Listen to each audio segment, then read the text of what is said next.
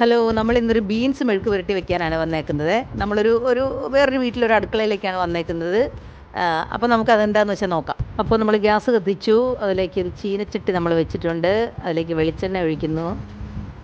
ആവശ്യത്തിനുള്ള കടുകിട്ട് അത് പൊട്ടിക്കണം.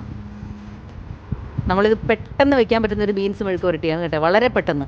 അപ്പം അതിനാവശ്യമായിട്ടുള്ള കുറച്ച് തേങ്ങാക്കൊത്ത്, പച്ചമുളക്, കറിവേപ്പില ഇട്ട് നന്നായിട്ട് ഇളക്കി യോജിപ്പിച്ച് അതിലേക്ക് നമുക്ക് ആവശ്യമായിട്ടുള്ള സവോള അരിഞ്ഞതിട്ട് നന്നായിട്ട് മൂപ്പിക്കണം. നന്നായിട്ടൊന്ന് മൂത്ത് വന്നാൽ നല്ല സ്മെല്ല് വരുന്നുണ്ട്. അതിന് പാകത്തിന് ആവശ്യമായിട്ടുള്ള ഉപ്പൊക്കെ ഏകദേശം ആവശ്യമുള്ളത് ഓരോരുത്തരുടെ രീതിക്കനുസരിച്ചിട്ട് അതിലേക്ക് ഇടാവുന്നതാണ്. അതിനുശേഷം നന്നായിട്ടത് മൂത്ത് വന്ന് തോന്നുമ്പോൾ ഒരു 1/4 സ്പൂൺ മഞ്ഞൾപ്പൊടി നമ്മളതിലേക്ക് ഇടുന്നു. എല്ലാം കൂടെ ഒന്ന് നന്നായിട്ട് വഴറ്റിയെടുക്കുന്നു. അതിലേക്ക് നമ്മൾ ബീൻസ് ഇടുകയാണ്. ഇട്ട് നന്നായിട്ട് വഴറ്റി യോജിപ്പിച്ച് മൂടി വയ്ക്കണം. മൂടി വെച്ച് വേവിക്കുമ്പോൾ പെട്ടെന്ന് വെളിച്ചെണ്ണയിലൊക്കെ കിടക്കുമ്പോൾ എന്ത് സ്മെല്ലാണ് വരുന്നതെന്നറിയാമോ? വെളിച്ചെണ്ണ എന്ന് പറഞ്ഞാൽ അതിനൊരു ടേസ്റ്റ് മലയാളികളെ കഴിഞ്ഞിട്ടേ ഉള്ളൂ.